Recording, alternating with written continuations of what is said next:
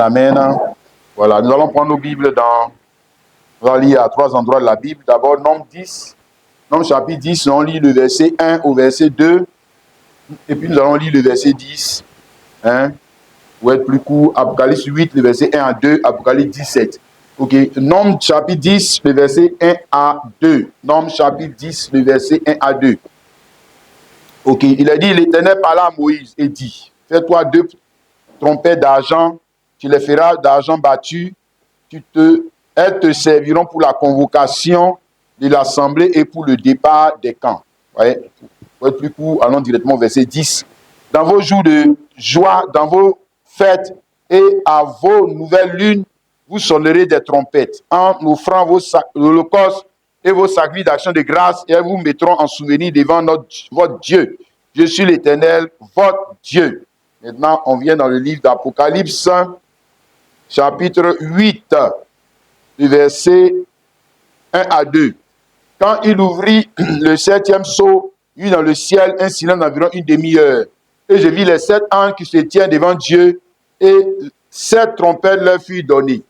Apocalypse 17, disons la 7e trompette.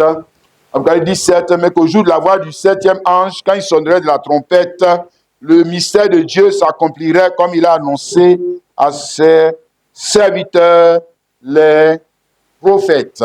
Amen. Alléluia. Pour s'asseoir, ce matin, nous allons parler la voix de la grande trompette, instrument entre les mains du Christ. Alléluia. Amen. Comme nous avons lu ici, d'abord commencer par la figure imparfaite de la parole, et puis nous avons terminé là-bas à la figure parfaite de la parole. Alléluia. Dans les 2 alliances, vous avez d'abord la première alliance qui vous présente une figure de la parole de Dieu ou une version de la parole de Dieu qui est imparfaite. Vous devez commencer à comprendre cela, que l'Esprit de Dieu, moi, ça nous fait comprendre ces choses. Ancienne alliance là, c'est la figure de la parole, mais la figure de la parole qui est imparfaite, ou la version des choses de Dieu qui sont imparfaites. Ok? Maintenant, nouvelle alliance, la parole change de figure. Ok?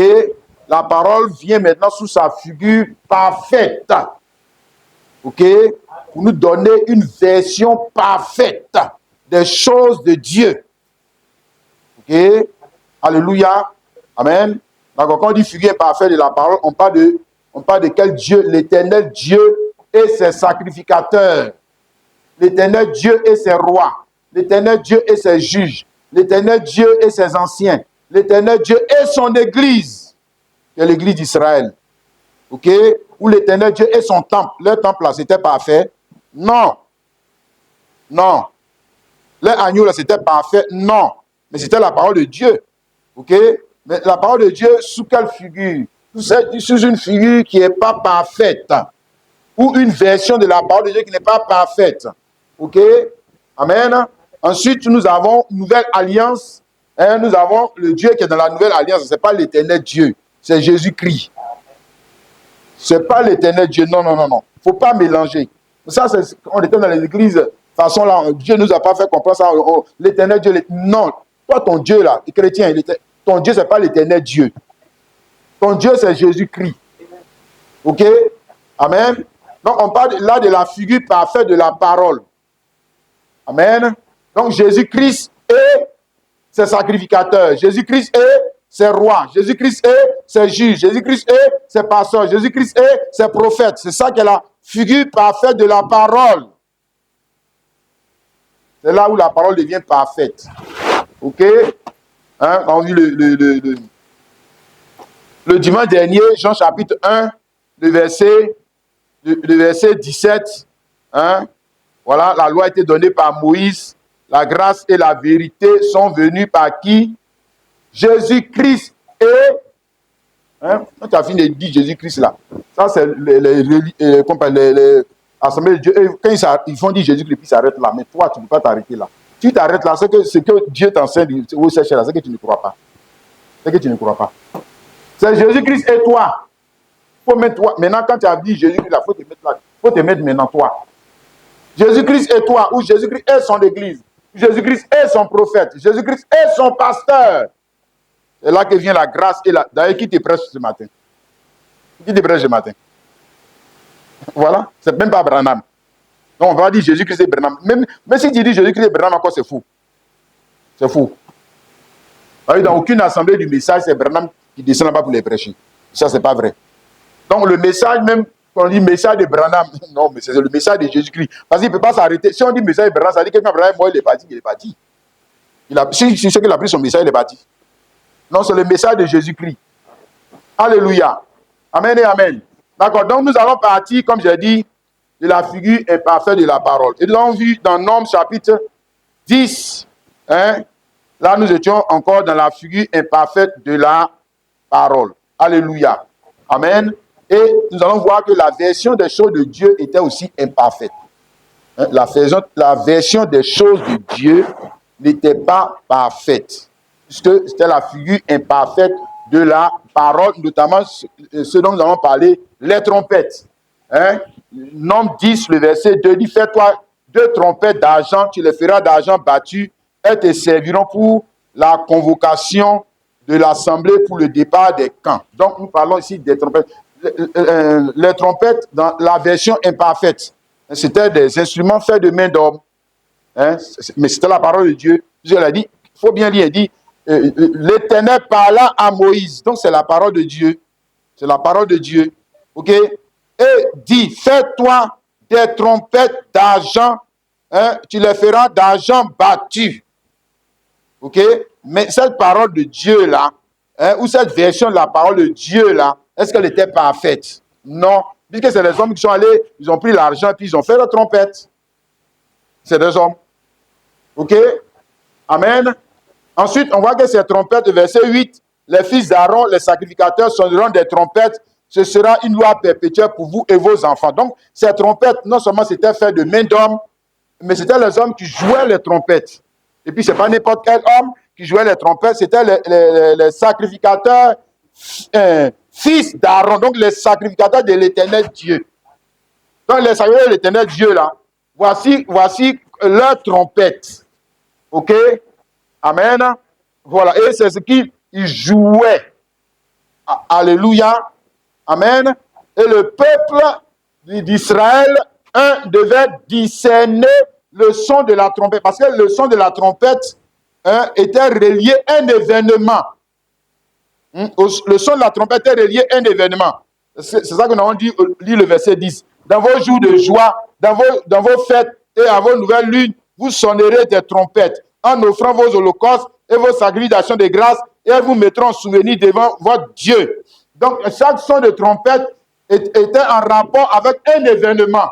Donc, si on devait aller faire sacrifice, il y avait la manière de sonner de la trompette. Si on devait danser, il y avait la manière de sonner de la trompette. Si c'était un jour de fête, il y avait la manière de sonner de la trompette. Si on devait aller en guerre, il y avait la manière de sonner de la trompette, etc., etc. Donc, si tu lis bien, tu vas te rendre compte que tout ce que les enfants d'Israël faisaient était précédé du son de la trompette. Tout ce qu'ils faisaient. On ne faisait rien sans qu'on ne sonne d'abord la trompette. OK? Maintenant, celui qui joue la trompette, là, ceux qui jouaient la trompette, là, c'était les fils d'Aaron. Et tu ne peux pas jouer comme tu veux. Parce que la manière de jouer la trompette est reliée à un événement. Donc, tu ne peux pas te mettre là, puis tu siffles comme tu veux. Non, non, non. Non. Tu vas siffler comme tu veux. Ça, c'est le verset 3. Quand on en sonnera, toute l'assemblée se réunira près de toi, à l'entrée de la tente. Si l'on sonne que d'une trompette, les princes, les chefs des milliers d'Israël se réuniront près de toi. Quand vous sonnerez avec éclat, ceux qui campent à l'Orient partiront. Quand vous sonnerez avec éclat pour la seconde fois, ceux qui campent au midi partiront. On sonnera avec éclat pour leur départ. Vous sonnez aussi pour convoquer l'assemblée, mais vous ne sonnerez pas avec éclat. Donc, tu remarques, donc, c'est pas prend, il se met là et puis il siffle comme il veut. Non, non, non. Non. C'est pas comme ça. OK? Voilà, donc la manière de jouer, ça veut dire que l'interprétation du son devait être en rapport avec la parole de Dieu. C'est ce que ça veut dire. Parce que l'événement, c'est la parole de Dieu. La parole de Dieu dit de faire quoi? La parole de Dieu dit d'aller offrir le sacrifice. Donc, la manière de sonner la trompette, quand tu entends, tu sais qu'on doit aller offrir le sacrifice. La parole de Dieu dit que c'est l'heure de se lever pour partir. Et donc, là, voilà, ainsi de suite. Amen. Alléluia. D'accord, suis-moi bien. À côté de cette trompette que je vais qualifier de trompette traditionnelle, hein, ben ça c'est une trompette voilà, physique. Hein, voilà, les gens sonnaient la trompette. Voilà. À côté de cette trompette traditionnelle, il y avait une autre trompette. Il y avait une autre trompette, ça c'était la voix du prophète. Hein, on a ça dans Ézéchiel, le chapitre 33. C'était la voix du prophète. Donc, la voix du prophète qui devait avertir aussi le peuple des événements qui devaient avoir lieu. Ézéchiel 33. Hein, Ézéchiel 33, à partir du verset 3.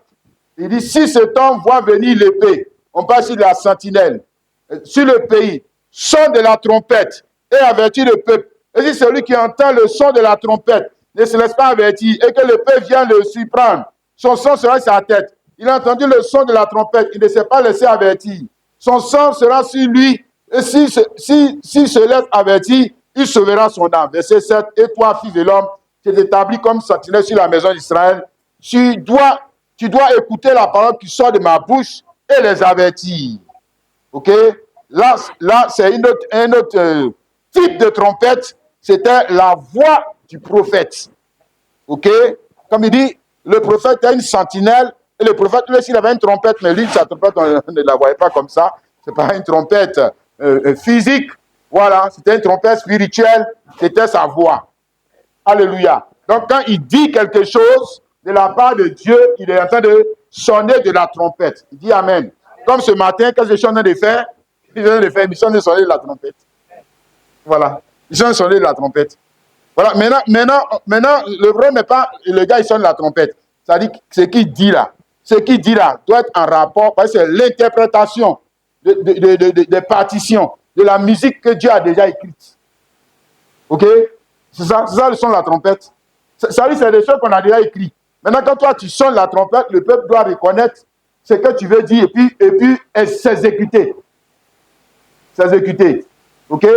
Alléluia. Donc, le second son de la trompette, c'est celui-là, notamment que nous allons étudier ce matin, c'est la voix du prophète, hein, ou la voix de l'homme de Dieu, ou la voix de celui qui parle de la part de Dieu. Dieu, qu'on a vu dans Ézéchiel, Dieu dit que c'est un son de trompette.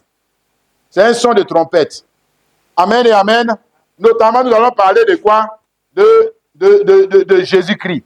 Hein? Voilà, la trompette relative aux événements qui sont en rapport avec la personne de Jésus-Christ. Ok? Parce qu'en fait, même la trompette physique qui sonnait là, tout ça, c'était des événements en rapport avec la personne de Jésus-Christ. C'est la personne de Jésus-Christ qui est l'accomplissement de toutes les prophéties. Amen. D'accord. Nous, on lit Jean chapitre 1, le verset 21 jusqu'au verset 23.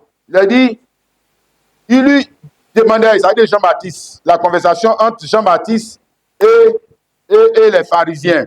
Il lui demandait, quoi donc? Es-tu Élie?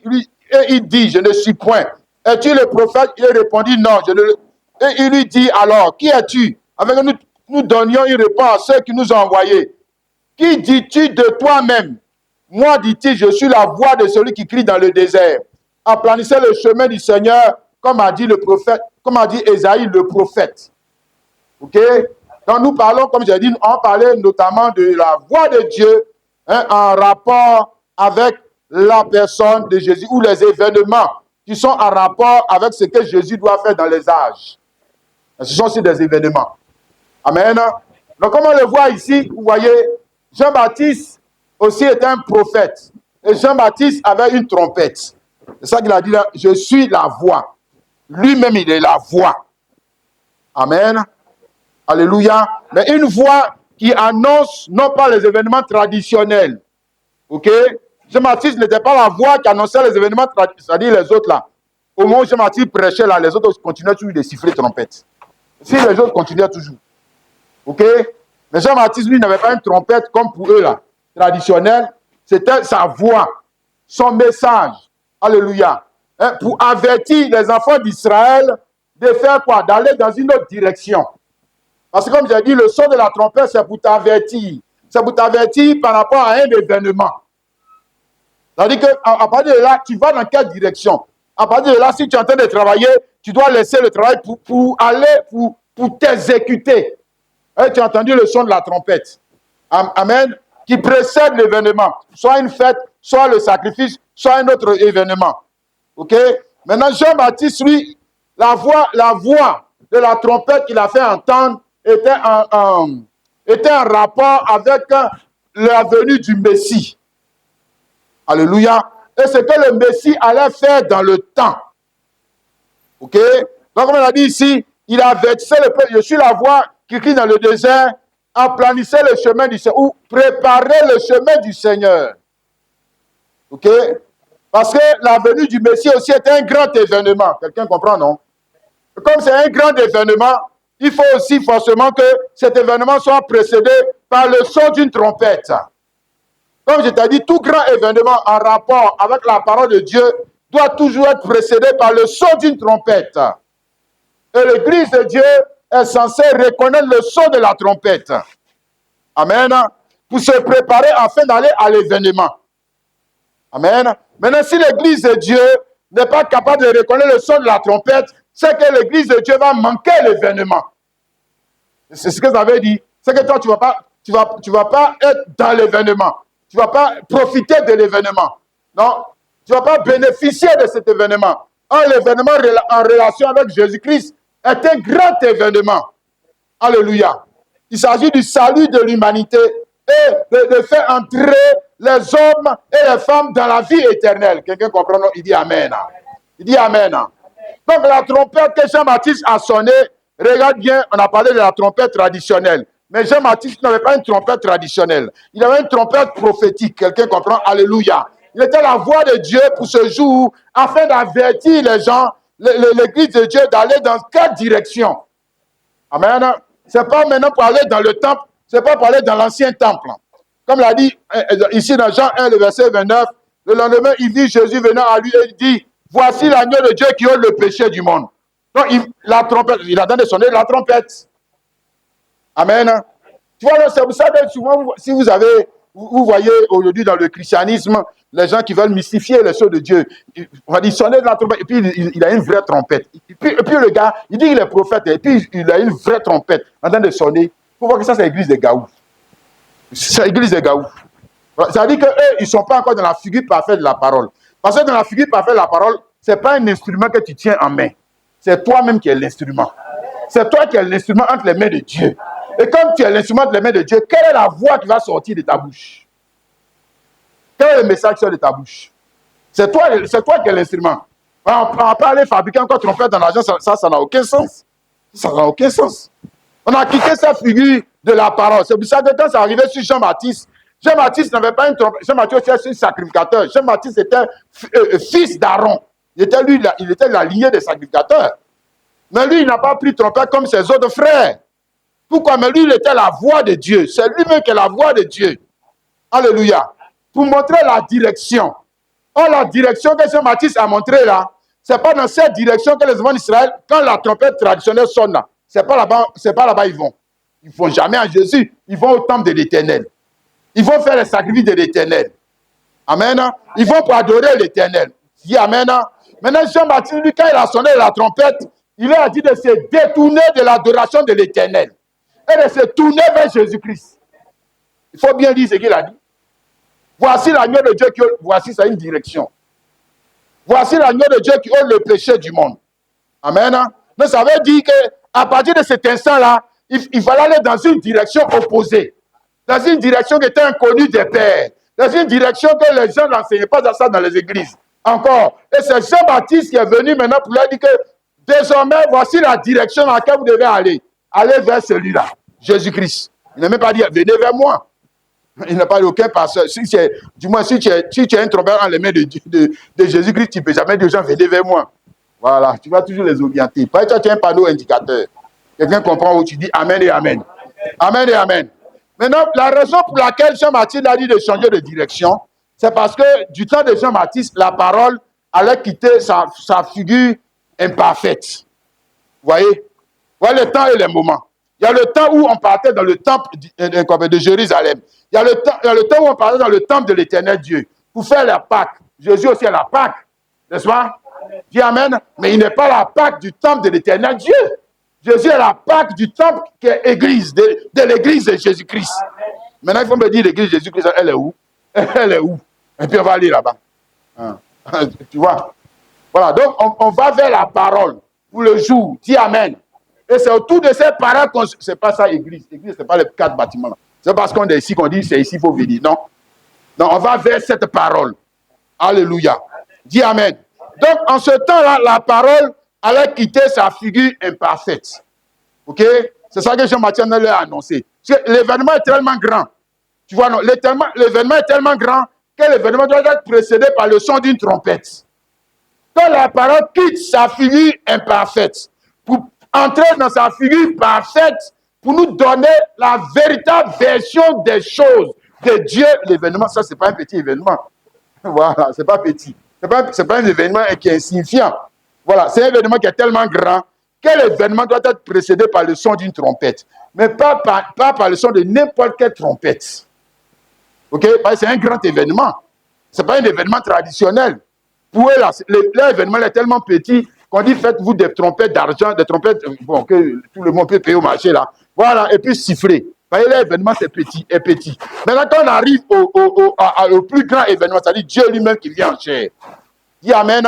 Pour créer son église sur terre, l'événement est tellement grand que l'événement doit être précédé par le son d'une trompette qui est particulière.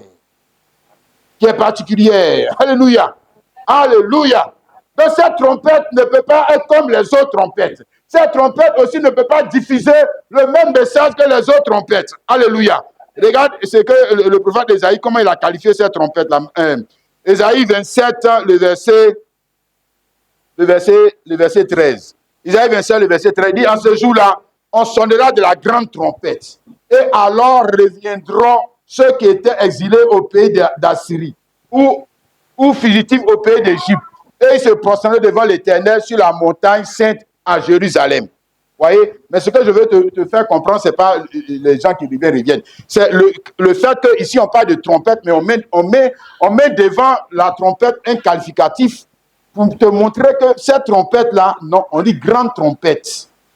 Ainsi, on va sonner de la grande trompette. S'il y a grande trompette, c'est qu'il y a petite trompette. Tu peux comprendre ça. Dis Amen. La grande trompette, là, c'est laquelle?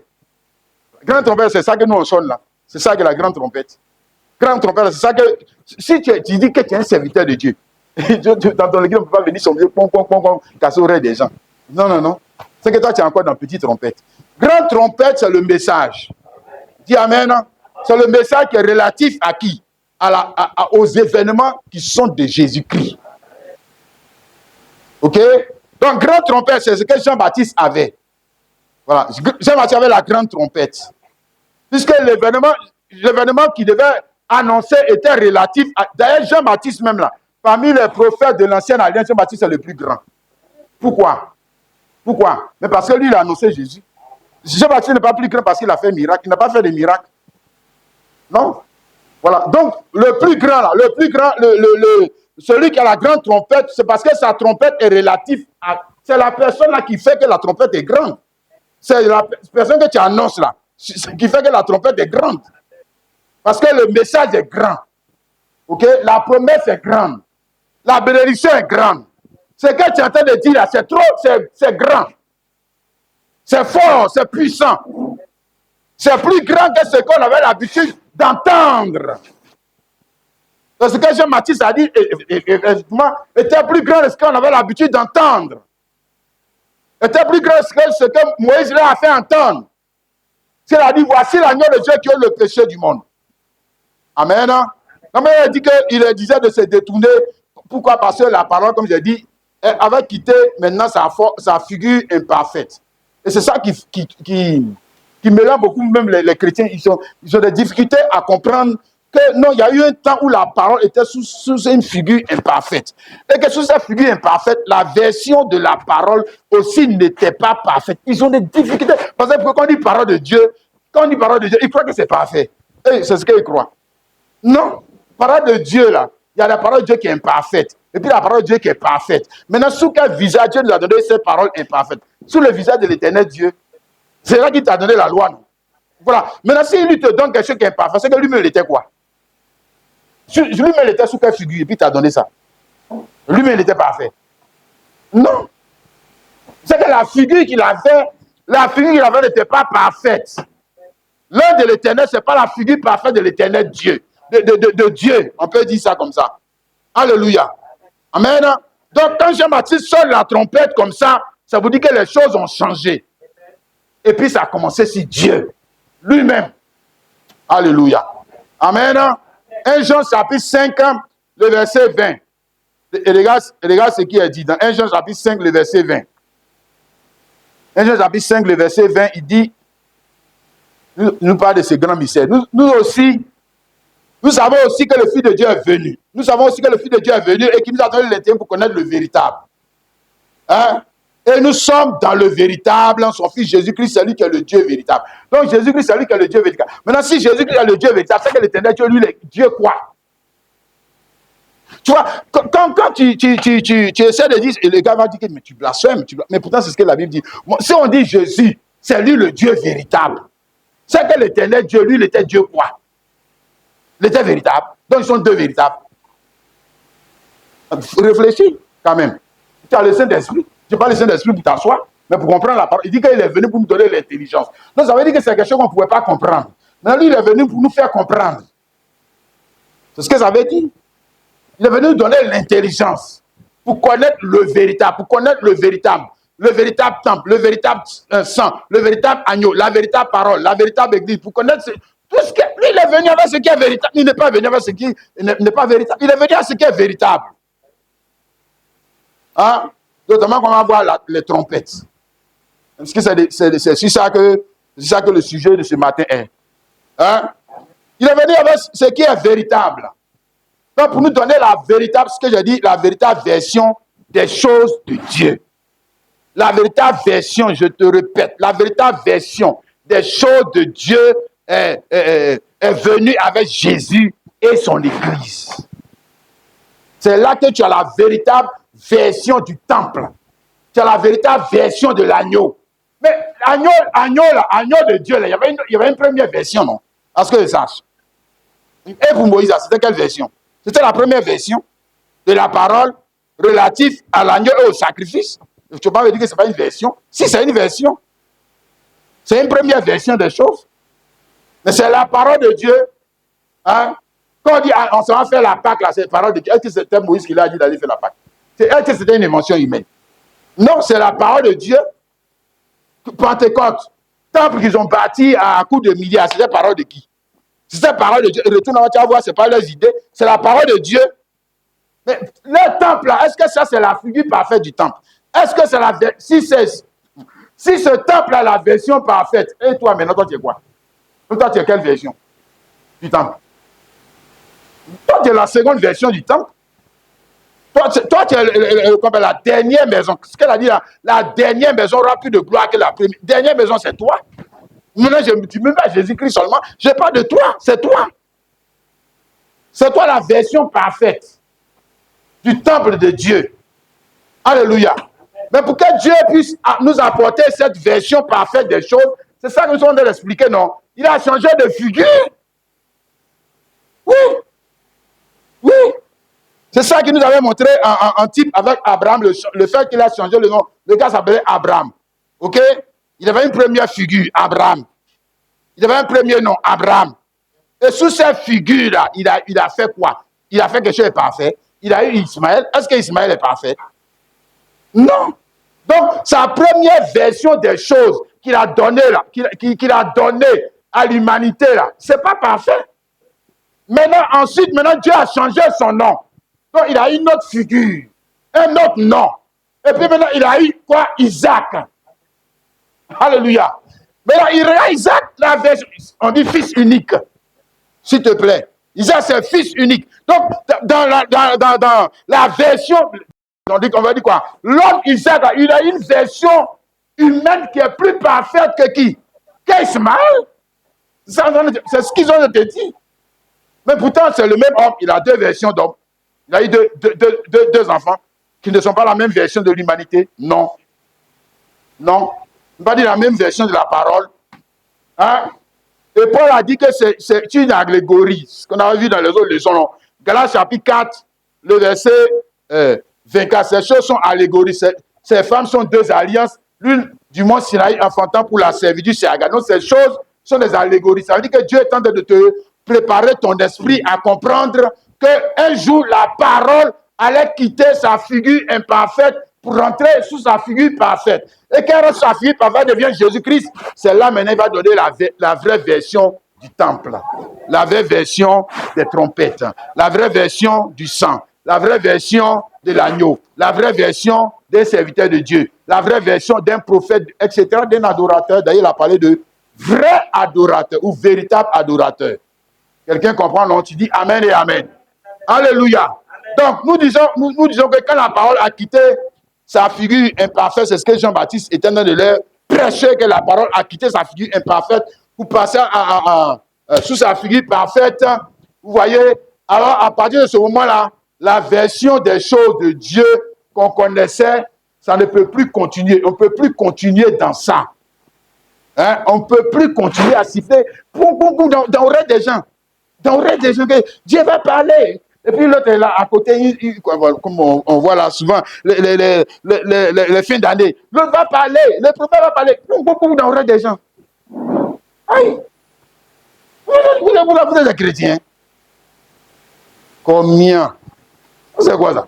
C'est-à-dire, les gens, et puis bon, nous les chrétiens, on est impressionnés parce que nous, on veut mystifier les choses. Là où Dieu a simplifié les choses, nous, on veut mystifier les choses. Hein? On est impressionné quand le gars sort du le Goliman. Lui aussi, siffle dans le truc là. Pom, pom, Goli, Goli, pom, pom. Toi aussi, tu viens aussi, Goli. Bon, tu es dans la parole de Dieu, puis tu siffles dans ça encore. C'est de Goliman. Non. La version parfaite, maintenant de la trompette, hein, ce n'est plus pom, pom, pom, cassé aux oreilles des gens. Hein? Non. La version parfaite de la trompette, c'est instrument entre les mains de Dieu. Comprends ça d'abord. Alléluia. C'est qui maintenant, ce sont les rachetés. C'est chaque homme, chaque femme, tu as été racheté pour quel but? Tu as été racheté par le sang de Jésus afin de devenir quoi? Une trompette. Un instrument. Trompette, c'est instrument. Entre les mains de Jésus-Christ pour faire entendre la voix de qui? La voix de Bahouli. Oui, parce que forcément, tu parles en fonction d'une voix. Tout ce que tu fais là, tu fais ça, même ta façon de t'habiller, tu parles. Chapeau que tu as porté là, tu as parlé. De toute façon, tu regardes, tu as parlé. Tout est la parole, monsieur, tout est la parole. Tu n'as même pas besoin, la parole, ce n'est pas seulement le langage. Ce n'est pas seulement le langage. Souvent, la personne te regarde, tu dis, mais pourquoi tu me regardes comme ça? Est-ce qu'il t'a parlé? Monsieur, il a parlé. Sa manière de te regarder, il t'a parlé. Si il t'a parlé. Souvent, le papa, quand il regarde l'enfant même sait qu'il doit se mettre. Il n'a pas besoin de dire que, de toute façon, il t'a regardé. Il ne faut pas attendre la suite là, parce que ce ne sera pas bon pour toi. Hein? Tu as parlé. Alléluia. Maintenant, nous disons que la trompette, c'est quoi? C'est les racheter. Romains 6, 13. Ne livrez pas vos membres au péché comme des instruments d'iniquité, mais donnez-vous vous-même à Dieu comme étant vivant de mort que vous étiez et offrez à Dieu vos membres comme des instruments de justice. Des instruments, donc des trompettes. On parle de trompettes, instruments ou instruments de louange. Ok? Le premier instrument de la louange, ce n'est pas le piano là, ce n'est pas la batterie, c'est toi. C'est toi. C'est pour ça que même si on n'a pas de groupe musical, comme on dit, ou bien on n'a pas d'instrument, mais nous, on a un instrument. Nous, on a un instrument. Souvent, les soirs, quand les frères viennent ici, je n'ai pas besoin de tout ça, ils disent, moi, laissez ça aller, s'asseoir avant. On va chanter. Nous-mêmes, on a un instrument. Moi, ça ne me gêne pas. C'est les choses, ça dit que souvent, c'est des choses, nous, on a mis des barrières dans notre tête, que sinon, lui, si la sœur, là, il ne chante pas, comme ça, Dieu n'est pas là. Ça veut dire quoi? Dieu est devenu simple, mais nous, on est venu tout compliqué. On est venu tout compliqué. C'est nous qui avons compliqué l'adoration de Dieu. Sinon, instrument de louange, là, c'est toi. Instrument d'adoration, c'est toi. Alléluia. Mais pourquoi c'est toi? Parce que c'est toi qui es le sacrificateur. Le ministre du culte, c'est toi. Hein? Ils ont vu ça dans l'autre leçon là-bas. Dieu a simplifié la chose. Le temple, c'est toi. Regarde. Le temple, c'est toi. L'agneau, c'est toi. Le sacrificateur, ministre du culte, encore, c'est toi. L'instrument de loi, encore, c'est toi. Je ne sais pas ça. De sorte que même si tu t'en vas dans un WC, tu peux dans le WC, hein, tous les instruments sont déjà là. Toi-même, tu n'es pas là. Toi-même, tu es là, non? Tu veux quoi encore? Pourquoi on adore Dieu? On a qu'à faire quoi? Aller chercher Beyoncé. On fait quoi avec Beyoncé? Toi-même, tu peux pas chanter. Tu ne peux pas louer. Nous, les frères ne sont pas là. Donc, ça veut dire que ce n'est pas chic. Mais toi-même, tu n'es pas là. Hein? Tu ne peux pas chanter. Tu ne peux pas l'adorer. C'est pas... Qui est l'instrument d'adoration? C'est le racheté. OK? Il est le sacrificateur. 1 Pierre 2, le verset 9. 1 Pierre 2, le verset 9. OK? Il dit ici, vous au contraire, vous êtes une race élue, un sacerdoce royal, une nation sainte, un peuple acquis, afin que vous annonciez les vertus de celui qui vous a appelé des ténèbres à son admirable lumière. Donc, vous au contraire, contrairement aux autres, vous êtes une race élue, un sacerdoce royal. Donc, vous êtes des rois et des sacrificateurs. C'est vous. OK? Non seulement vous êtes des rois, des sacrificateurs, mais vous êtes des trompettes. Parce que vous êtes ou entre les mains de qui?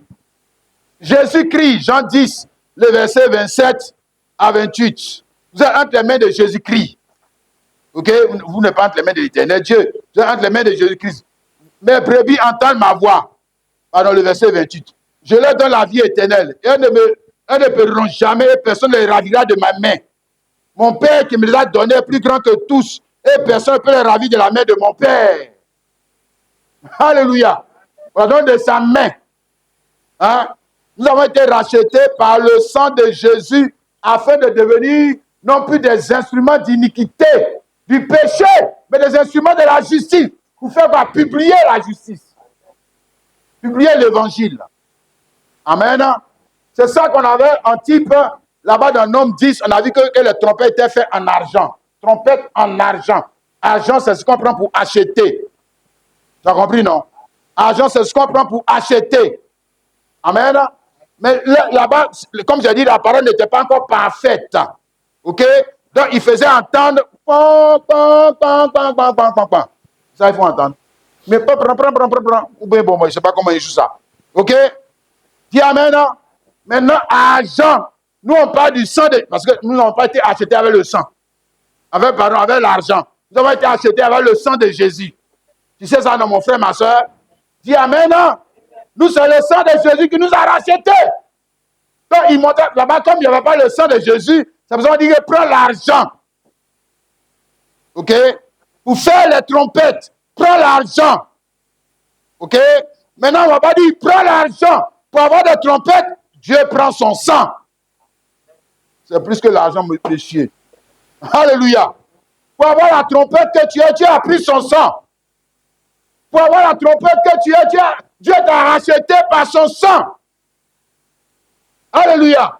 Maintenant, tu deviens trompette entre les mains de quoi? Du Rédempteur. Pour faire entendre la voix de quoi? Du sang du Rédempteur.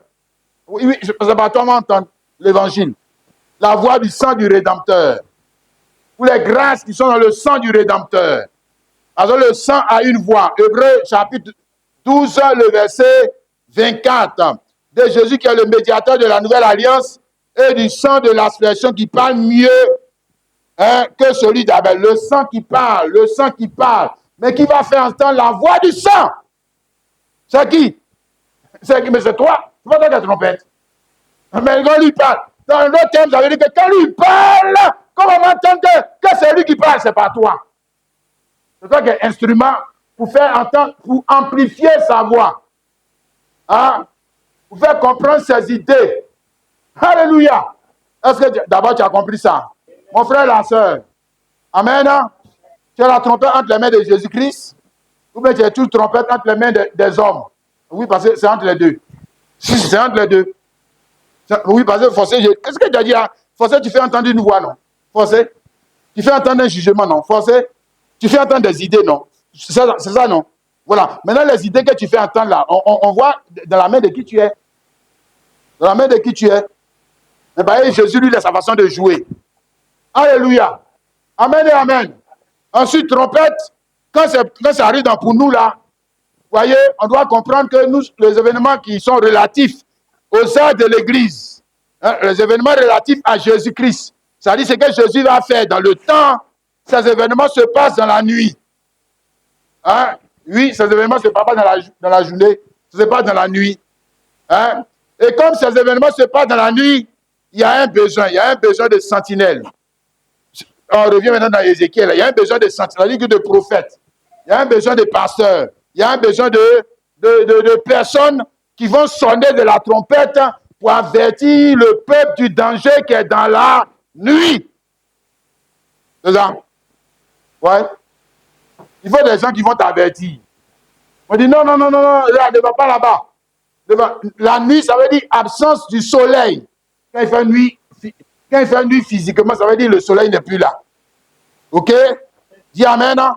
Mais quand il fait nuit pour nous là, ça veut dire que Jésus-Christ physiquement n'est plus là. Ok? Et c'est parce que Jésus-Christ physiquement n'est plus là que tu as besoin de pasteurs, que tu as besoin de prophètes.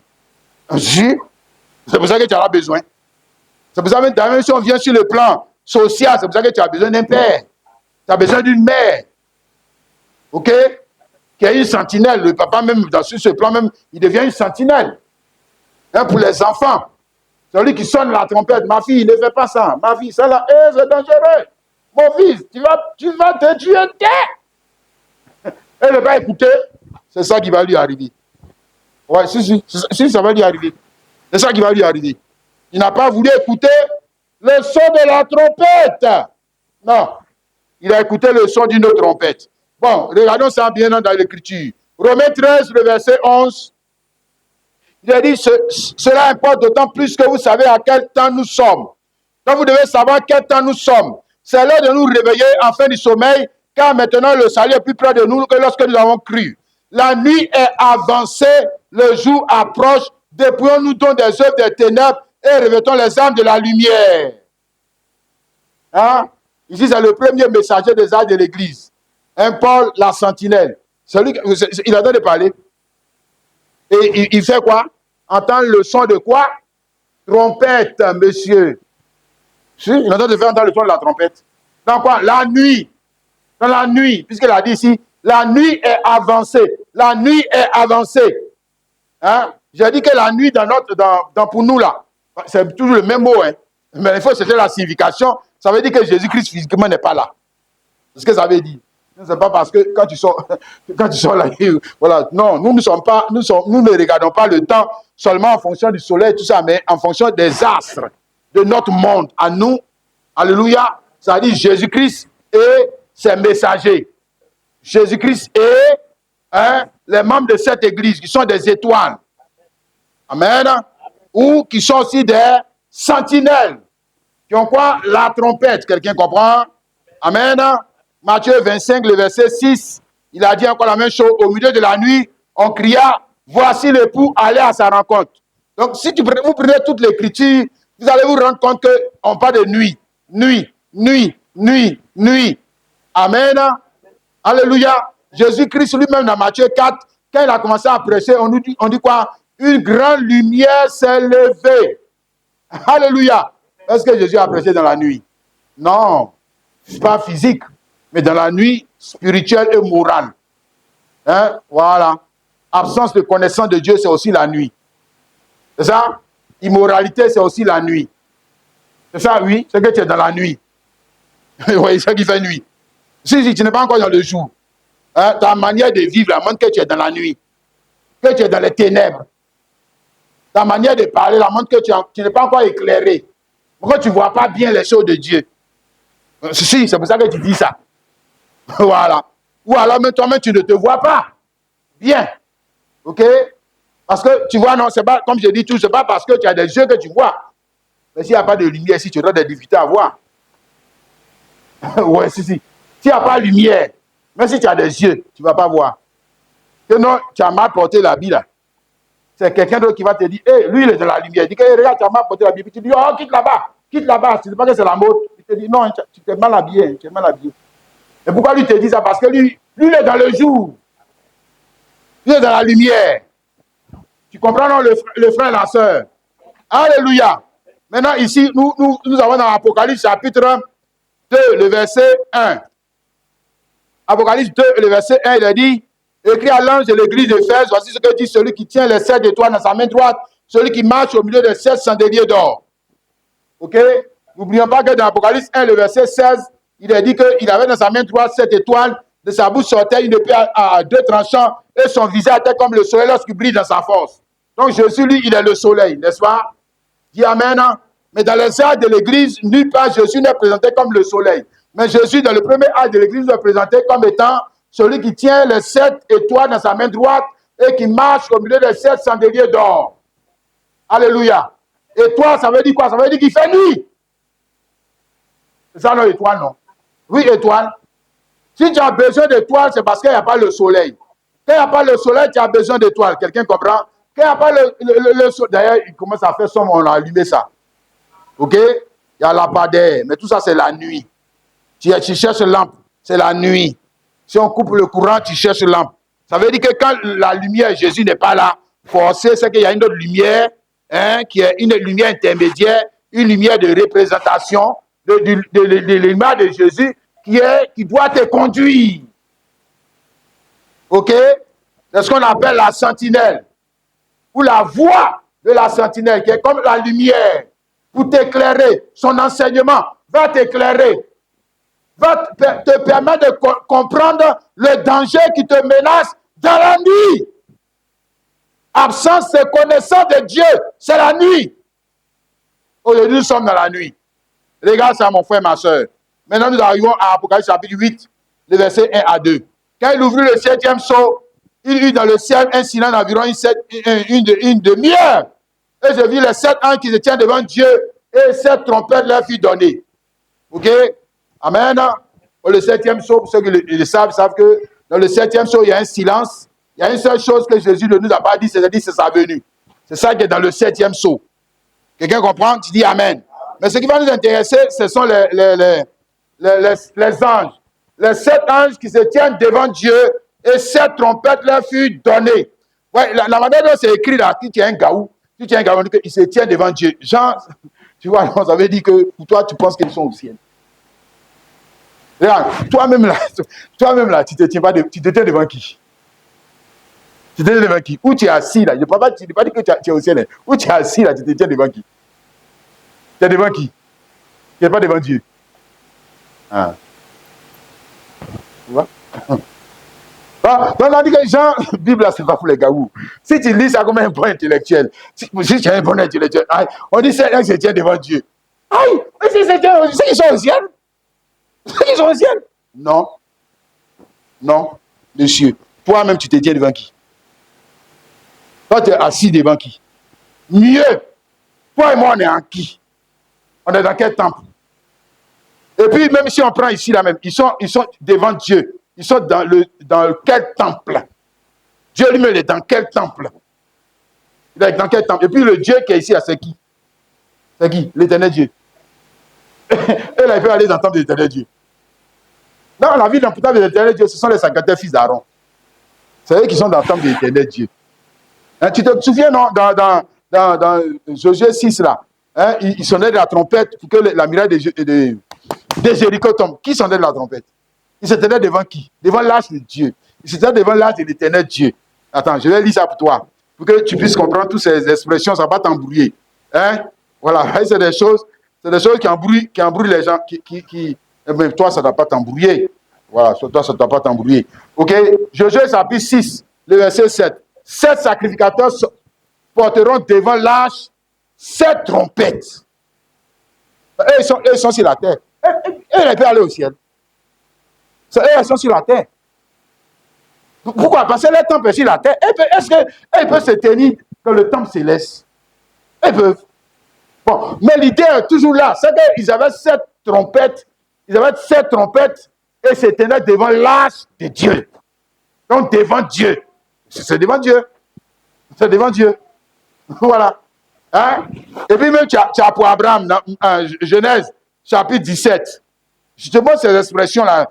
Lorsque Abraham fut âgé de 99 ans, l'Éternel apparut à Abraham et lui dit, je suis le Dieu Tout-Puissant, marche devant ma face et sois intègre. Quand il a dit marche devant ma face, il a pu partir au ciel. C'est ça. Non, non, on n'a pas pu partir au ciel. Le gars est sur la terre. Si le gars est sur la terre, il dit marche devant ma face. Donc marche devant moi. Ça veut dire, on va revenir là. Ça veut dire que jusqu'à là, il ne marchait pas devant Dieu. C'est ce que ça veut dire. Hein? Pas devant la face de Dieu. Il marchait devant la face des hommes. Dieu ne le voyait pas. Il marchait devant la face des hommes. Bon, bref, revenons ici. Ce qui nous intéresse, c'est le son de la 7e trompette. Hein? On dit que ces trompettes ont été données aux 7 anges. Ange là, le dimanche dernier, on a parlé de ça. Hein? Voilà, dimanche dernier, je pense que si tu te souviens, le message, c'est dit que avant que l'église de Jésus ne soit créée, le mot ange était relatif à des êtres célestes. Ok? Maintenant, quand l'église de Jésus commence à exister, là, le mot ange, là, que tu lis dans la Bible, pardon, il ne faut pas chercher au ciel. Ce sont des hommes. Toi-même, là, tu es ange. Toi-même, tu es ange. C'est de toi on parle. Voilà. Parce qu'il s'agit de révéler le mystère de Dieu. Et là, on dit que le mystère de Dieu ne peut pas être révélé par des êtres célestes. Le mystère de Dieu ne peut être révélé que par des rachetés. C'est toi qui peux prêcher l'évangile. Est-ce que l'un Gabriel peut dire à quelqu'un, toi, répands-toi de ton péché? Il peut dire ça. Non. Voilà. Donc, c'est seulement les êtres terrestres qui peuvent prêcher l'évangile correctement. Tu me comprends, mon frère, ma soeur? Amen. Alléluia. Donc, ici, Apocalypse chapitre 10, le verset 7. On dit, mais au jour de la voix du 7e ange, quand il sonnerait de la trompette, le mystère de Dieu s'accomplirait comme il a annoncé à ses serviteurs, les prophètes. Amen. Hein, on peut me suivre quand même, s'il vous plaît. Voilà, ce serait bien. Voilà. Donc, au jour de la voix du 7e ange, ça veut dire que nous parlons de 7 anges-là. OK? Voilà, le mystère de Dieu. Nous sommes en train de parler, hein, Dieu qui rentre sous son vrai visage pour nous faire connaître la véritable version des choses. OK? On nous dit que c'est la voix du 7e ange que ce mystère-là prend fin. Prend fin, ça dit c'est accompli. Devient clair. Alléluia. Pour l'Église. Amen. Amen. Donc la voix du 7e ange, hein, le 7e ange a aussi quoi? Une sentinelle qui se tient devant Dieu. Alléluia. Et tous ceux qui vont prêcher cette voix-là sont aussi des sentinelles. C'est que tu te tiens devant Dieu. Parce que si tu te tiens devant Dieu aujourd'hui, tu ne te tiens pas devant les assemblées de Dieu. Tu ne te tiens pas devant, je sais pas quoi, devant Ouattara. Tu ne te tiens pas devant le pape. Mais tu te tiens devant Dieu aujourd'hui. Ta voix doit concorder avec la voix du 7e ange. Puisque tu as une trompette entre les mains de Dieu. Amen. C'est ça qu'il a dit au verset 7, Apocalypse 17. Mais qu'au jour de la voix du 7e ange, quand il sonnerait de la trompette. Donc la voix du 7e ange, ça dit qu'on parle de l'ange instrument. La trompette instrument. Entre les mains de Dieu pour faire entendre la voix de Dieu. À qui? J'ai dit à l'église de Dieu parce que nous sommes dans la nuit. Dis amen. Pour avertir l'église de Dieu pour aller dans la bonne direction. Alléluia. Amen. Notamment pour se rassembler autour de quoi? De la parole de Dieu. Et non plus autour des non-baptistes, assemblée de Dieu, manger ça. Ça, c'est fini. Ce temps est fini. Tu comprends, mon frère?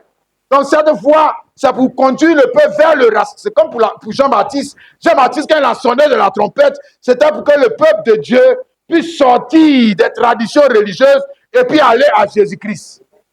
Amen. S'il a dit, voici l'agneau de Dieu qui ôte le péché du monde. Quelqu'un a compris, non? Tu dis Amen. Amen. Donc, dans chaque âge, il y a le rassemblement des saints.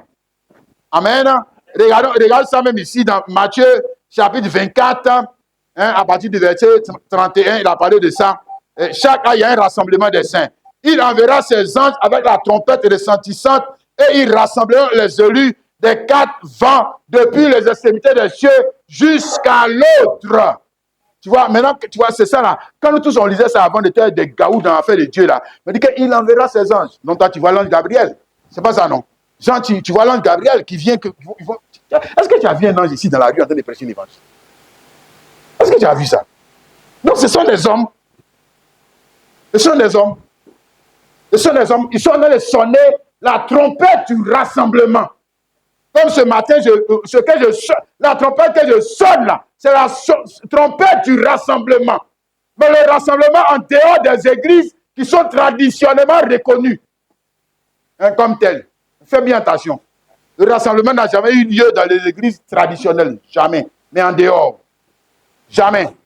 Jamais de la vie. Il ne faut pas prendre la parole. Dans aucun âge, le rassemblement a eu lieu dans les églises qui étaient traditionnellement reconnues. Dans aucun âge. Peut-être on appelait l'église à sortir. À sortir. Regarde, commençons même là. Matthieu 2, le verset 12. Puis divinement averti en son de ne pas retourner vers Hérode, ils regagnaient leur chemin vers un autre chemin. Ils regagnaient leur pied par un autre chemin. Il s'agit des mages.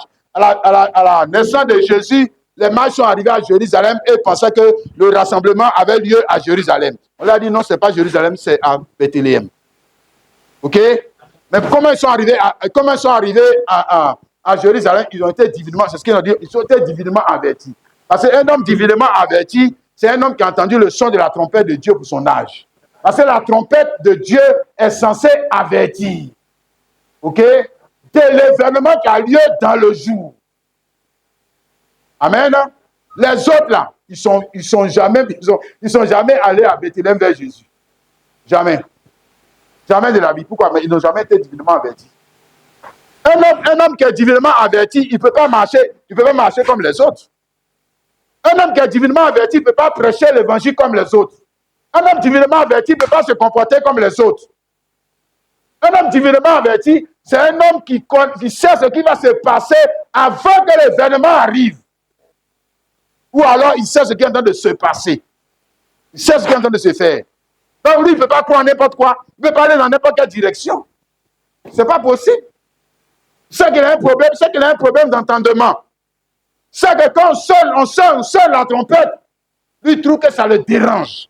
Ça le dérange que tu me gênes avec ton message là. Tu m'embêtes. D'accord, on va se taire. Tu vas aller à l'enfer. Ça va t'étonner. Ça va t'étonner. La sentinelle, même dans nos maisons, aujourd'hui, les gens qui prennent des chiens, les gens qui prennent des agents de sécurité, les gens qui prennent des trucs d'alarme, tout ça, c'est quoi? C'est une sentinelle. Pourquoi? Parce qu'il y a un danger. La sentinelle, on prend même le monde, on va dire qu'on prend le monde physique même, on te montre que le monde n'est pas simple. Il y a des difficultés dans le monde. À cause des difficultés dans le monde, il faut que tu aies une sentinelle. Et puis, 2, il faut prêter attention. Quand la sentinelle parle, quand la sentinelle sonne, quand le chien est en train de crier, il faut te dire que le chien là, il ne crie pas comme ça d'habitude. Maintenant, si tu te lèves, tu dis que le chien là, tu m'embêtes de dormir. Je vais te tuer puis je vais aller dormir. Tue-le. Toi, tu vas mourir. Tu vas mourir. Il faut le tuer. Il faut tuer, même la sentinelle. Quand on parle de sentinelle encore, c'est pour ça qu'on parle de la voix de la conscience. La voix de la conscience que Dieu a mis en toi, tu es une sentinelle. Si tu es une sentinelle, tu es là, tu vas mourir. Tu vas mourir. Pécheur, tu vas mourir. Tu vas mourir. Tu es là. Il faut la tuer. Tu vas voir ce qui va t'arriver. Il faut la tuer. Hein? Donc, je m'en fous. Nous, on est les gens, on s'en fout. Nous sommes les gens de la nouvelle génération. Nous, on s'en fout de rien. Tu iras en enfer. Et tu vas voir. Dieu, lui aussi, s'en fout. Tu vas voir dedans. Il ne faut pas écouter. Hein? Notamment, la voix de la sentinelle, dans ce jour. Quelqu'un commence qu'on essaie de lui dire. Il dit Amen et Amen. La voix de la sentinelle dans ce jour. Alléluia. Apocalypse chapitre 3, le verset 14. Il dit ceci, pour ce qui concerne l'âge de l'église dans lequel nous sommes. Écrit à l'âge de l'église de Laodicée. Voici ce que dit l'Amen, le témoin fidèle et véritable, le commencement de la création de Dieu. Et nous arrivons au verset 20. Voici, je me tiens à la porte et je frappe. Si quelqu'un entend ma voix et ouvre la porte, j'entrerai chez lui, je souperai avec lui et lui avec moi. Verset 22. Que celui qui a des oreilles entend ce que l'Esprit dit aux églises. Que celui qui a des oreilles, on n'a pas dit que celui qui a des oreilles, celui qui sait lire. Celui qui a des oreilles entende. Entend, ça veut dire qu'il y a quelqu'un qui est en train de parler. Il sonne de quoi? La trompette. Quelqu'un qui est en train de sonner de la trompette. Or, on a commencé, quand on a lu au verset 14, il était question d'écriture. Écrit à l'ange. Il était question d'écriture. Donc, il y a d'abord l'écriture. Ensuite, maintenant vient quoi? L'interprétation de l'écriture. Et l'interprétation de l'écriture se fait par qui? Celui qui a la trompette. C'est ça, non? C'est pas musique. Quand on parle de musique aussi, on parle de partition. Hein? Je connais plus ou moins la musique. Partition, ça veut dire que c'est la musique écrite. Partition, c'est la musique qui est écrite. Ok, dis Amen. Il lui dit, viens jouer. Il ne faut pas venir nous mentir. Il faut jouer ce qui est écrit là. Il faut jouer ce qui est écrit. Il ne faut pas venir même pour toi dedans. Joue la partition. Ou joue ta partition. Ok? Donc le 7e ange, quand il vient, ici c'est 7 anges. En 7e ange, j'ai expliqué cela à un frère, il a dit que ce n'est pas possible. Ce n'est pas des hommes. Qu'on a dit ange, non. On dirait quand tu dis que ce sont des hommes. Il a commencé à ducher. Non, il ne peut pas accepter. Il dit que c'est le gars là au ciel. Aïe. Il faut lire le verset 22, dit que celui qui a des oreilles entend ce que l'Esprit dit aux églises. Donc lui, il est au ciel, il parle, et puis nous, on est sur la terre, on doit entendre. Non, c'est qu'il est à terre ici avec nous. C'est qu'il est à terre avec nous. Puis on dit que celui qui a des oreilles entend ce que l'Esprit dit aux églises. Entend ce que l'Esprit dit aux églises. Entendre. Maintenant, c'est l'entendement. Entendre. Entendre quoi? Entendre quoi? Le son de la trompette. Entendre, c'est comprendre. Il attend de dire quoi? Il veut dire quoi? Il veut dire quoi? Hein? Ça veut dire qu'il y a quelqu'un dans le prêcher, puis on dit esprit. Esprit dit. Mais l'esprit ne peut pas rester dans un homme et puis l'esprit est dans un homme, monsieur. C'est que c'est un don. C'est un don prophétique, mais c'est un don pastoral, mais c'est un don évangélique, mais c'est un don docteur, mais c'est un don. On dit quand l'esprit va descendre, il va donner les 5 prophètes, les 5 apôtres. Donc si c'est esprit, ça veut dire qu'il y a un homme qui parle. Il y a un homme qui parle. Et nous, on reconnaît que le gars, il a la trompette de Dieu, il se tient devant Dieu, parce que ce qu'il dit là, c'est conforme à la partition pour le jour. C'est conforme à la partition pour le jour. Crois-tu en ça, mon frère, ma soeur? Dis Amen et Amen. Alléluia. Donc, dans ce jour, avant qu'il y ait l'enlèvement, parce que c'est ça que nous sommes en train de parler, avant qu'il y ait l'enlèvement, il doit y avoir quoi? La voix de Dieu. Et la voix de Dieu, ce n'est pas seulement William Branham. Ça, c'est pas vrai. Ça, c'est pas vrai. Permets-moi les parties. Ah! Mais non, t'as dit ça, mais c'est absurde. Aïe, permets-moi les parties. Et puis on nous dit que, non, pardon, et on nous dit que, non, c'est le prophète, il faut écouter. Est-ce que c'est le prophète, monsieur, toi qui dis ça là, est-ce que c'est le prophète qui te prêche chaque dimanche? Mais pourquoi tu es en train de mentir? On a écouté le prophète comment? C'est que c'est toi on écoute. Oui, c'est que c'est toi on écoute. Maintenant, là où on va t'écouter là, c'est quand là, toi, ce que tu dis là, ça ne concorde pas avec ceux qui étaient avant toi. On ne t'écoute pas aussi. Et même si le prophète a dit quelque chose qui ne concorde pas avec ce que Paul a dit, nous ne l'écoutons pas. Nous sommes les enfants de Dieu. Nous ne sommes pas les enfants de Branham. Non. Nous ne sommes pas les enfants de Pierre. Non. Nous sommes les enfants de Dieu. Donc viens jouer la trompette de Dieu pour nous. Nous, on va marcher. Alléluia. On va aller dans la bonne direction. Dis Amen, ma soeur. Amen, mon frère. Alléluia. Donc la trompette, pardon, l'enlèvement doit être précédé aussi, puisque c'est un grand événement, monsieur. C'est un grand événement. Tout grand événement, on a vu, Dieu est cohérent. Mais seulement la figure des choses ont changé. Et maintenant, il veut nous montrer maintenant que non, il s'agit des hommes qui vont vous prêcher la parole de Dieu pour vous préparer, pour faire quoi? Aller à l'enlèvement. 1 Corinthiens chapitre 15, le verset 51 à 52. Voici, je me dis un mystère. Nous ne mourrons pas tous, mais tous, nous serons changés en un instant, en un clin d'œil, à la dernière trompette. La trompette sonnera et les morts ressusciteront incorruptibles et nous serons changés. Donc, il parle ici de l'enlèvement. Et qu'avant l'enlèvement, et la dernière trompette, ici c'est dernière trompette, la dernière trompette là, c'est pas la trompette que frère Branham et nous autres, les Kwakou sont en train de jouer là. Ça, c'est pas ça. Ok? La dernière trompette, il faut bien regarder le contexte. La dernière trompette, la trompette sonnera et les morts. Hein? Donc, quand la trompette sonne, là, il y a une conjonction de coordination. Quand la trompette sonne et les morts. Hein? Mais bien sûr, moi aussi, quand la trompette que je joue là, si tu as entendu là, tu vas sortir de ta mort. Si tu sors aussi de la mort, parce que c'est la trompette de la résurrection. Mais ce n'est pas la parfaite trompette de la résurrection. C'est la voix de Dieu pour sortir les gens des tombeaux, pour sortir les gens des sépulcres, qu'ils appellent l'église, qu'ils appellent religion. Oui, c'est vrai. C'est vrai. C'est vrai. Hein? C'est ce que Jésus a dit dans Jean 5, le verset 25. Jésus a parlé de cette trompette-là, qu'il a donnée maintenant, qu'il nous a donné à tous, aux Branham et aux autres, et à nous, de prêcher. Il dit, en vérité, je vous le dis, l'heure vient et est déjà venue où les morts entendront la voix du Fils de Dieu. Et ceux qui l'auront entendu vivront. Ok? Où les morts, morts ici, ça veut dire que absence de la vie éternelle, absence de la vie de Dieu. Ok? Donc quand tu entends le son de la trompette, ici c'est le son de la trompette, il y a une résurrection. Parce que tu étais dans un endroit, ok? Tu avais une compréhension, tu avais une manière d'adorer, et tu sors de là. C'est cette trompette-là ce matin, ils sont en train de jouer aussi. Alléluia. Parce que quand Jésus prêchait là, les pharisiens et les pierres, là, ils n'étaient pas dans des tombes physiques. Mais néanmoins, il les a fait sortir de cette tombe. Ils ont entendu la voix de la résurrection. Quelqu'un comprend? Alléluia. Et ce matin, c'est cette voix de la résurrection que je suis en train de prêcher. Alléluia. Pour que celui qui entend, celui qui a des oreilles, celui qui a la foi, il va sortir de sa tombe. Il va sortir de son tombeau. Peu importe l'endroit où les sorciers l'ont mis, il va sortir de cet endroit. Dis amen, ma soeur. Dis amen, mon frère. Maintenant, 1 Corinthiens 15, là, il s'agit de quoi? La dernière trompette. La dernière, ça dit, il y a un dernier message. Là, ce n'est même plus les Kwaku Daniel. Là, ce n'est plus les Branham. Là, c'est Jésus-Christ. C'est la voix de la résurrection de qui? Jésus-Christ. Jésus-Christ. Alléluia. Qui appelle quoi? L'Église à sortir. Alors, il a bien dit, hein, les morts en Christ, pardon, la trompette sonnera et les morts resteront incorruptibles. Tu vois, non? Donc, incorruptible, ça veut dire que le corps de Kwaku Daniel est changé. Ton corps est changé. Alléluia. Il y a une délivrance du corps de mort. Il y a une délivrance du corps qui te fatigue. Il y a une délivrance qui sort de ce corps pour rentrer maintenant dans le corps glorieux des enfants de Dieu.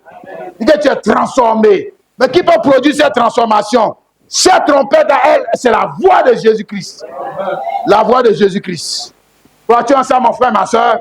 Et nous sommes en train d'aller vers cet événement. Frères et sœurs, les événements de gloire.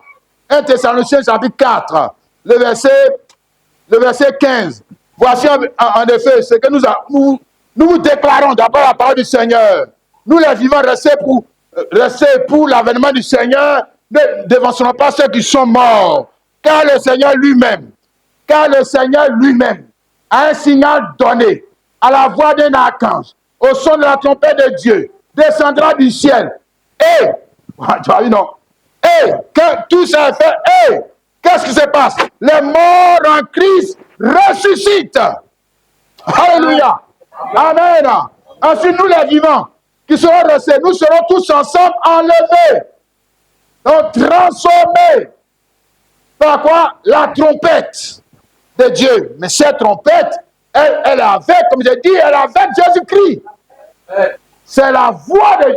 Ce n'est pas toujours... Non, c'est la voix de Jésus. Hein, quand il s'est tenu devant la tombe de Lazare, il a sonné de la trompette. Il a dit, je suis la résurrection et la vie. N'est-ce pas? Il a dit, Lazare sort. Alléluia. Amen. C'est la même chose qui va se passer. Il a dit, toi sors. Il n'a pas dit, vous tous sortez. Jamais les autres sont restés là-bas. Si, les autres sont restés là-bas. Parce que ce n'était pas pour eux. Hein, c'était la voix pour faire sortir Lazare. Dis amen. Oh, alléluia. Donc ici, l'archange, la voix de l'archange, c'est la voix de l'archange Jésus. Tu comprends ça? Jésus en tant qu'un archange. Amen. Maintenant, si tu vois, c'est ça. Oh, quand même. Si Jésus est l'archange, c'est que son église est une église de quoi? D'anges. C'est ce que ça veut dire. C'est que son église est une église de quoi? D'anges. Lui, il est l'archange. Ça dit l'ange supérieur. L'ange dominateur. Alléluia. L'ange qui a le chef, qui a le chef et l'autorité. L'archange. Jésus. Alléluia. Dans l'ancienne alliance, c'était quoi? Il était quoi? L'ange de l'Éternel. Hein? Ou l'archange Michel. Ok? Dans la nouvelle alliance, il devient quoi? Jésus. Alléluia. Maintenant, quand on arrive à l'enlèvement, il devient quoi? L'archange Jésus. Qui appelle à l'existence son église, qui est dans le séjour des morts. Et ceux qui sont sur la terre, sortez. Alléluia. alors quelque chose va se produire. N'est-ce pas? Un changement de vie, un changement de choses. Et les choses vont se passer. Alléluia. Oh, que Dieu nous aide, frères et sœurs, à vivre cet événement glorieux-là. À vivre cet événement glorieux-là. Ne rate pas ça, mon frère, ma soeur. Ne rate pas ça, mon frère chrétien. Hey, Psaume 89, le verset 19. Le psaume 89. 89, le verset 16, pardon. Heureux le peuple qui connaît le son de la trompette. Il marche à la clarté de ta face, ô Éternel. Alléluia. C'est ça, non? Heureux le peuple. On va dire heureux le peuple qui se marie. Bon, si tu es marié, c'est pas mauvais. Il dit à travail, c'est pas mauvais. Mais heureux le peuple qui connaît le son de la trompette. On dit que bienheureux celui qui connaît le son de la trompette. Parce que si tu ne connais pas le son, si tu ignores le son de la trompette, si tu méprises le son de la trompette, si tu ne prêtes pas attention au son de la trompette, c'est que l'événement aussi, il y a un rapport à la trompette, tu vas rater ça. C'est pour ça qu'on dit que tu n'es pas heureux. Mais par contre, si tu connais le son de la trompette dit que prépare-toi. Alléluia. La trompette dit quoi? Chant de vie. Alléluia. La trompette dit passe par ce chemin. Alors, quand tu passes par ce chemin, alors tu es heureux. Amen. Parce que l'événement qui est relatif à la trompette, là, c'est que c'est là-bas que tu t'en vas. C'est là-bas que tu t'en vas. Dis Amen. Chaque chose a son chemin. Quelqu'un comprend? On dit Amen. La marque a son chemin. Oui, ce que tu fais là. Ce que tu fais là. Ce que tu fais là. Ça, tu as pris chemin de quoi? Bon. Ce que tu fais là, tu as pris le chemin du mariage. Bon. Ce que tu fais là, tu as pris le chemin du travail. Ce que tu fais là, tu as pris le chemin de la réussite. Ce que tu fais là, tu as pris le chemin de la prison. Tu as pris le chemin de la prison. Et tu dis, quittez là-bas, quittez là-bas. Tu t'en vas en prison. Tu t'es en prison, tu dis, quittez. Tu vas arriver là-bas. Si, tu vas arriver là-bas. Chaque chose a son chemin. Dis Amen. Chaque chose a son chemin. Comprends-tu cela, mon frère, ma soeur? Ça veut dire que préparer le chemin du Seigneur. Non, pour que la chose arrive à toi, tu dois préparer le chemin. Dis Amen. Mais maintenant, tu ne veux pas préparer le chemin avant que tu ne sois attentif à l'avertissement, au son de la trompette qui est relatif à l'événement. Amen. Ça veut dire que heureux le peuple qui marche au son de la trompette. C'est une première chose. Heureux le peuple qui marche au son de la trompette. Alléluia. Et nous disons la trompette de Dieu pour ce jour. Heureux le peuple qui marche au son de la trompette de Dieu pour ce jour. 1. Amen.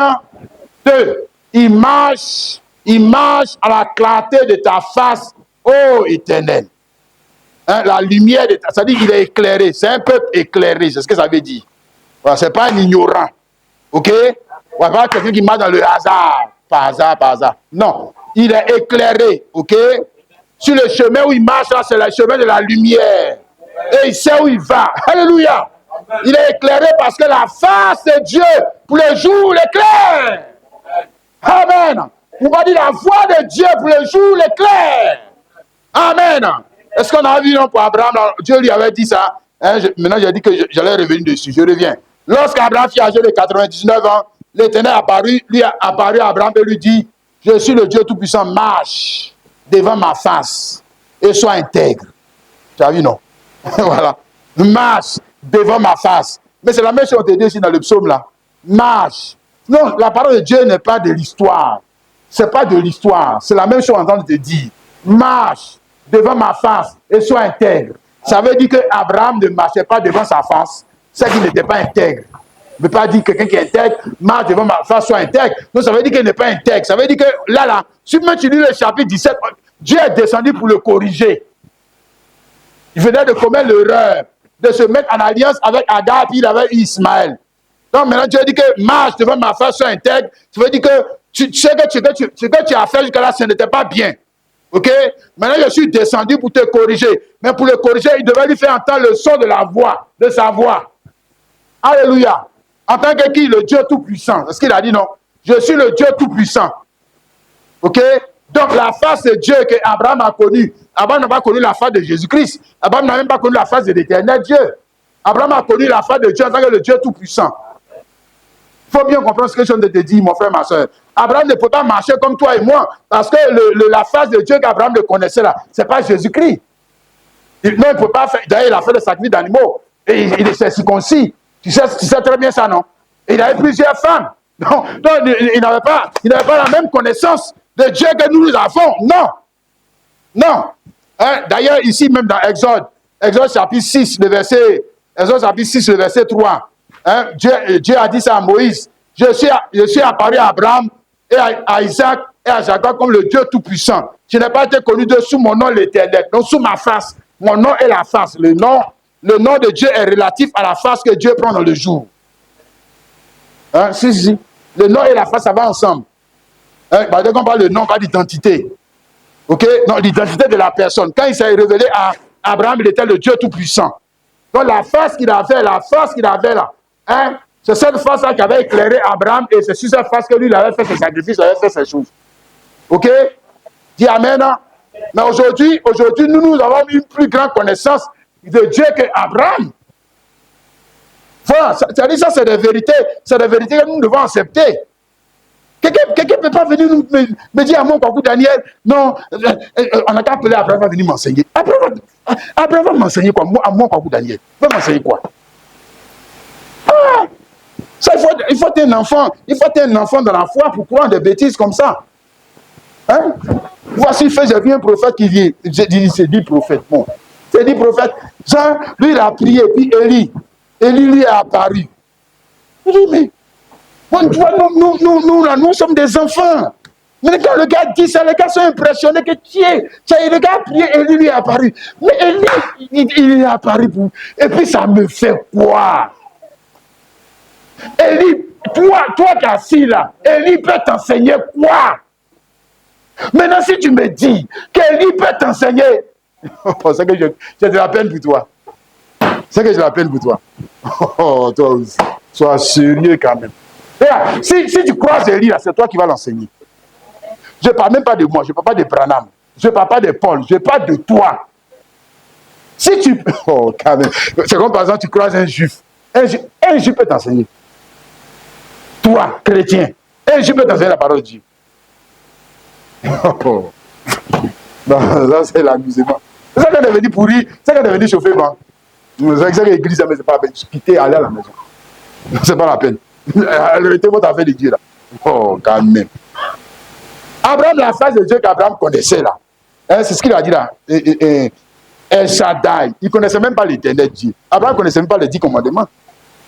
Voilà, donc ne venez pas nous mentir qu'Abraham connaissait. Abraham ne connaissait pas les 10 commandements. Abraham ne connaissait pas, Abraham n'a jamais prié dans le temple. Tu sais ça, non? Abraham priait sur autel. Abraham faisait autel. Ok?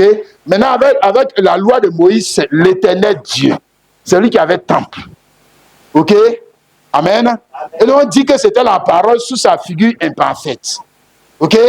Maintenant, quand l'éternel Dieu change de figure et devient Jésus-Christ, maintenant quand tu dis le mot face là, il ne faut pas mettre l'éternel Dieu. S'il te plaît, mets Jésus-Christ. Actualise la parole.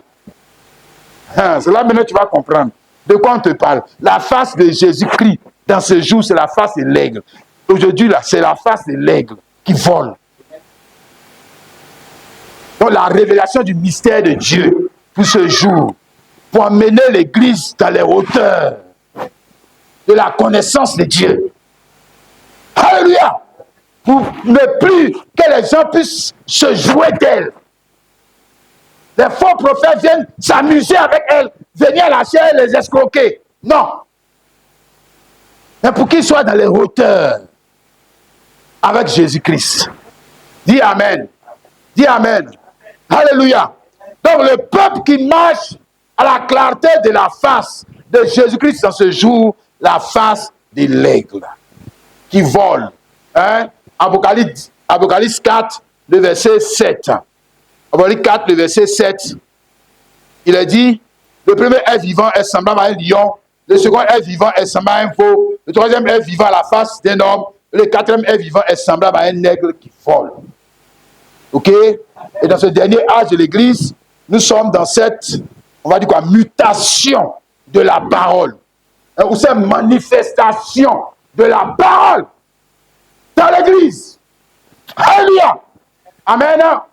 Pour pouvoir percer, parce que l'aigle voit. Il voit mieux même qu'un homme. Alléluia. Il a une vue perçante. Il voit, alléluia. Et l'aigle, il peut prendre son envol.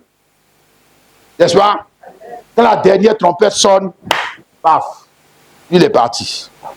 C'est pas ça, frère? Parce qu'il a les ailes. Il a maintenant les ailes. Alléluia. Il a maintenant les ailes pour prendre son envol. Pour quitter cette terre et partir. N'est-ce pas, frère, mon frère, ma soeur? Non, la parole ne peut pas surprendre cet homme. Hein, l'événement ne peut pas surprendre cet homme. Ne peut pas surprendre cette église.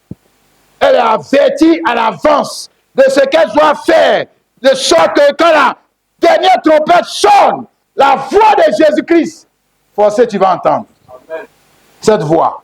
Et quelque chose va se passer. Alléluia. Amen et amen. On va s'arrêter là. Que le Seigneur nous aide. Que le Seigneur nous aide, mon frère, ma soeur. Alléluia. Nous allons chanter ensemble. Nous allons chanter ensemble ce chant. Je m'en allais dans la nuit sombre.